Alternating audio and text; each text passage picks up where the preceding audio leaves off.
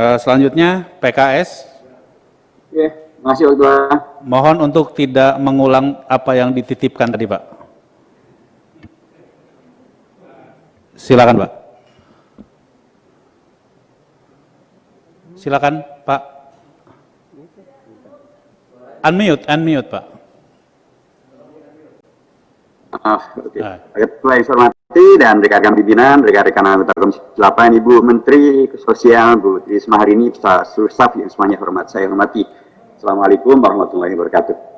Saya kira langsung saja, pertama tentu selamat datang pada Bu Risma, dan beliau sekarang bukan sekedar menteri pada tingkat nasional, tapi menteri pada tingkat internasional, karena saya Hidayat Nur Wahid, anggota DPR dari Dapil Jakarta II, meliputi Jakarta Selatan, Pusat, dan Luar Negeri, Ibu.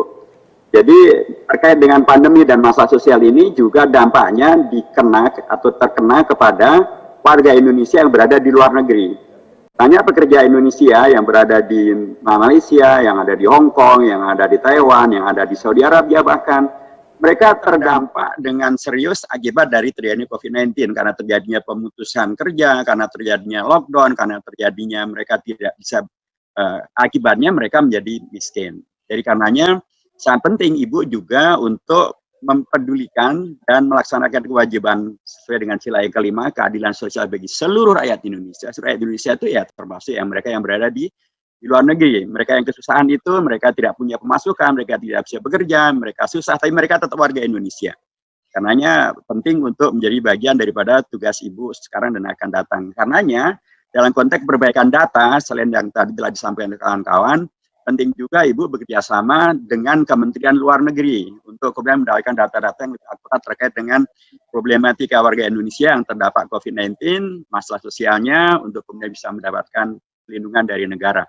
Dan nomor dua, juga dengan Kementerian Agama dikaitkan dengan bukan hanya penerima daripada masalah ini adalah mereka yang ada di lingkup Kementerian Pendidikan, tapi juga yang ada di Kementerian Agama.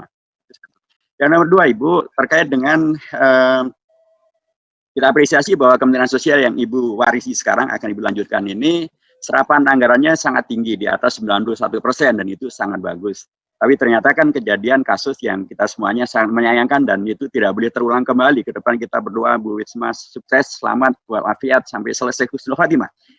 Tapi itu artinya adalah bahwa sekedar serapan saja ternyata tidak cukup. Serapan yang tinggi ternyata tidak menyelamatkan karena terjadi kasus kemarin itu. Karenanya sangat penting betul yang tadi kawan-kawan ingatkan bahwa pendataan itu betul-betul penting untuk dimaksimalkan, diperbaiki, karena Ibu sudah ketemu dengan KPK, dan ternyata ini masalahnya bukan hanya dengan temuan KPK yang ada 16.700.000 data yang tidak sinkron dengan dapil, dan ada 1.700.000 data yang sudah tidak valid karena sudah meninggal.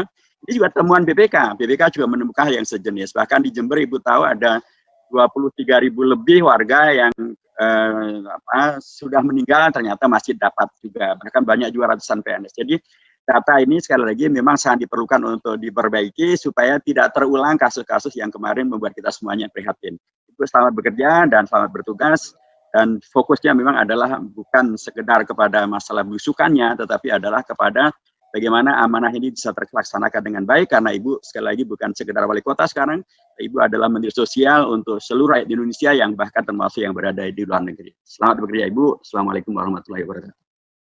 Terima kasih Pak Kiai Hidayat Nur Wahid. Kita serahkan kepada pimpinan